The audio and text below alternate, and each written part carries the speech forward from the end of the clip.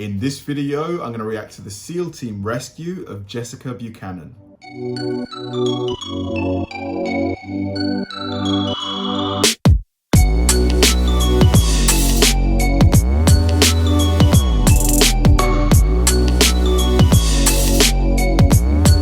Hi guys, and welcome to another episode of Kabir Considers. This is the place where I react to music, media, sports, anime, anything related to popular culture.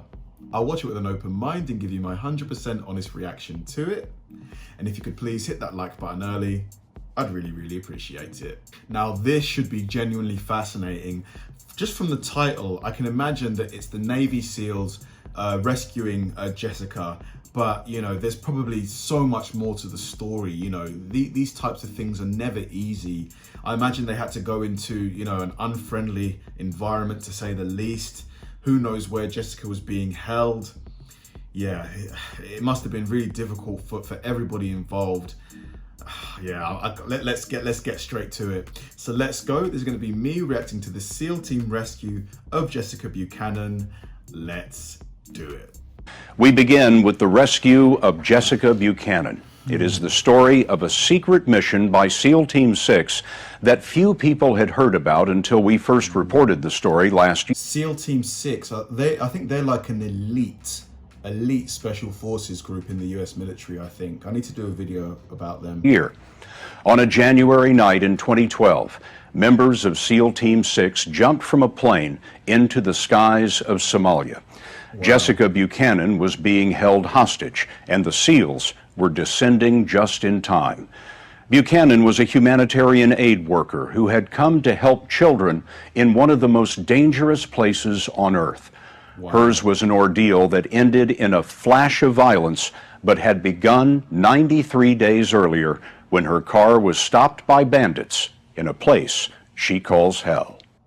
93 days, so that's how long she was held? Gosh, that's a long time.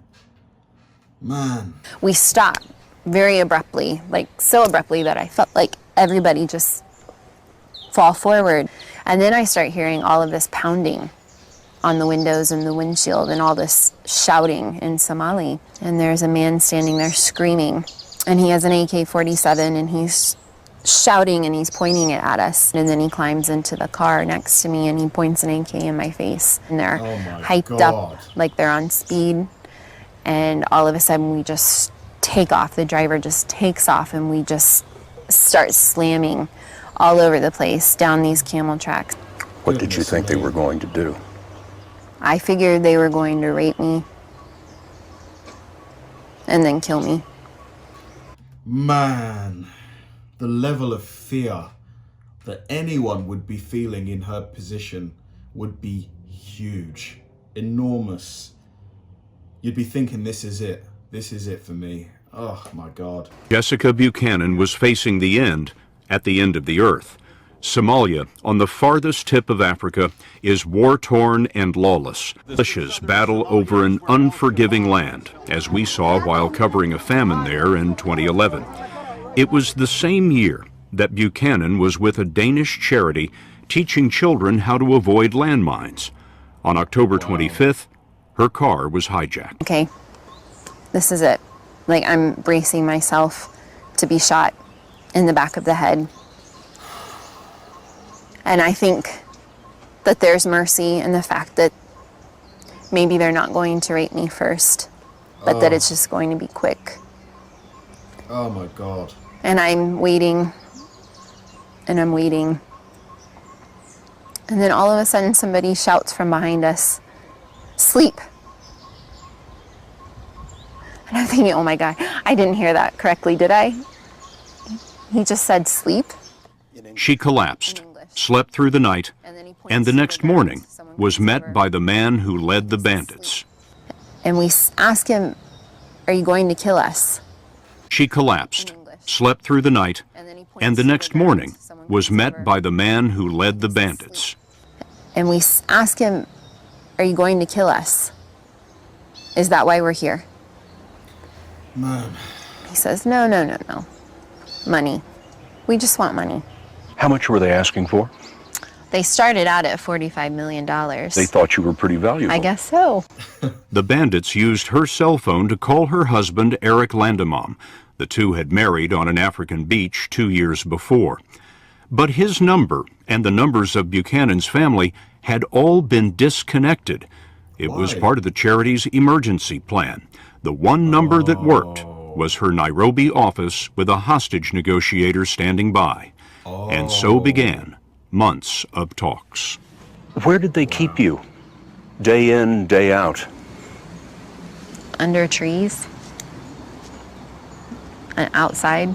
You were outdoors for 93 days? Mm-hmm. Wow. Yep. And in the night, they forced us to sleep out in the open.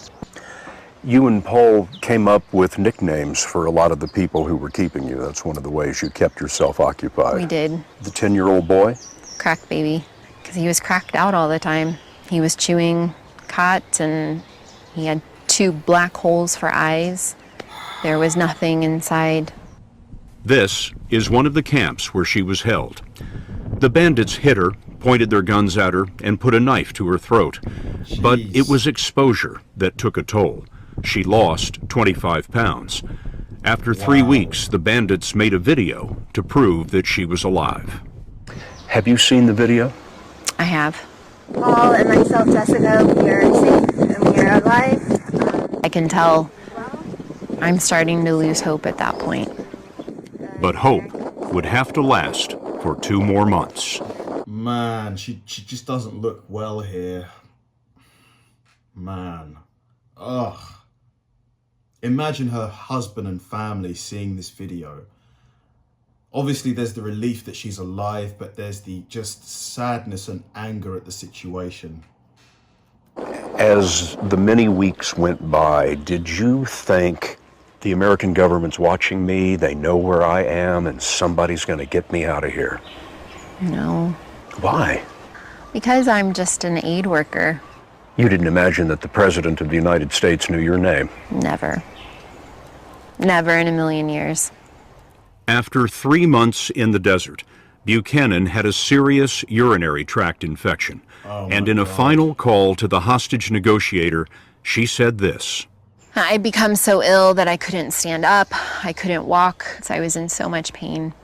And I said, I think I have a kidney infection. And I started to cry and I said, I'm afraid I'm going to die out here.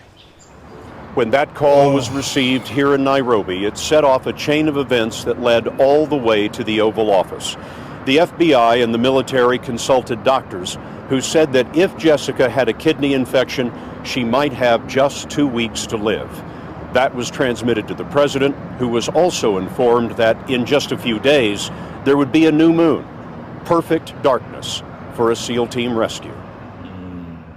Jessica Buchanan had chosen a star in the Somali sky to represent her mother, who had passed away a year before. She spoke to it every night, and with no moon, it was especially bright on January 25th. What did you say that night? Please tell God that I need some help. We need to get out of here. You couldn't have known that that prayer would be answered that night. I had no idea. She was on a mat trying to sleep when she heard a faint scratching noise. One of the bandits she nicknamed Helper heard it too. And I see this look of just sheer terror on Helper's face. And then all of a sudden, it's just this eruption of gunfire. Wow. Wow. And I think, okay, well, this is it. This really is truly the end. And I cover up with my blanket again, and I just start saying, oh God, oh God, oh God. And I just remember thinking, or maybe I'm saying out loud, like, I cannot survive this. She thought she was especially, you know, in her condition at the time, you know, because she didn't know that it was help on its way to help her. But, you know, she's got this kidney infection. She's hearing all this gunfire. She is just readying herself for the end, man. Oh my God. being taken by a rival group, maybe Al-Shabaab, Islamic extremists who would surely kill her. And then all of a sudden, I feel all these hands on me, roughly grabbing at me. And I try to protect myself. And I pull the blanket closer on top of me, and then I hear my name. But it's not a Somali accent, it's an American accent. At that moment, oh man, I can't imagine the sheer relief, happiness, elation, joy. Oh. And I can't compute, like I can't understand that somebody with an American accent knows my name. And they say, Jessica, we're with the American military. We're here to take you home, and you're safe. Man. And they pull the blanket down from my face, and all I see is black masks, black sky, and all I can say over and over is, you're American. You're American. I don't understand. You're Americans. Thinking, how did you get here? And I'm still alive. And they ask me where my shoes are, and I don't know. And one of them picks me up and starts running. He runs for several minutes and puts me down on the ground. And then they identify themselves, and that they knew I was very sick. And they have medicine, and they have water, they have food, and they've come to take me home. At one point, I think they thought they heard something, or I don't know, this group of men who's risked their life for me already asks me to lie down on the ground because they're concerned that there might be someone out there, and then they make a circle around me, and then they lie down on top of me to protect me. Wow. And we lay like that until the helicopters come in. When all of those SEALs laid down on top of you, you were the most important thing in the world to them. It's really hard to comprehend. They were going to take a bullet for you. Mm-hmm. And they're so kind, and they're so gentle, and they are trying to assist me to get to the helicopter. But I think I've been out here for months. I can run to this helicopter myself, and so I just break away and I just take off running through the scrub, through the bush, and I throw myself onto that helicopter and push myself up against the wall. And I don't start breathing until we actually lift up off the ground. And they hand me an American flag that's folded. What did you think of that? I just started to cry. At that point in time, I have never... I was going to say, man, if I was in her shit situation, I would just burst into tears, just uncontrollable. I would just be crying and crying and crying. 93 days of just thinking that today is your last. Oh, and you're sick as well. Oh, my God. Never in my life been so proud and so very happy to be an American. The SEALs left on other helicopters. She didn't see their faces, didn't hear their names. They appeared, and they were gone. Wow. The only thing left in the camp were 9 dead bandits. Wow. That was just an absolutely incredible story. I mean, I can't imagine all of the stuff she's been through, you know, just incredible, you know, the mental resolve that she must have had to find within herself to not give up, you know, just to, and those members of the SEAL Team 6 who rescued her, absolute heroes, just unbelievable that they were just in and out. They got it done. They risked their lives, you know. Just absolutely incredible story. Thanks to whoever it was that recommended this to me. This was just unbelievable.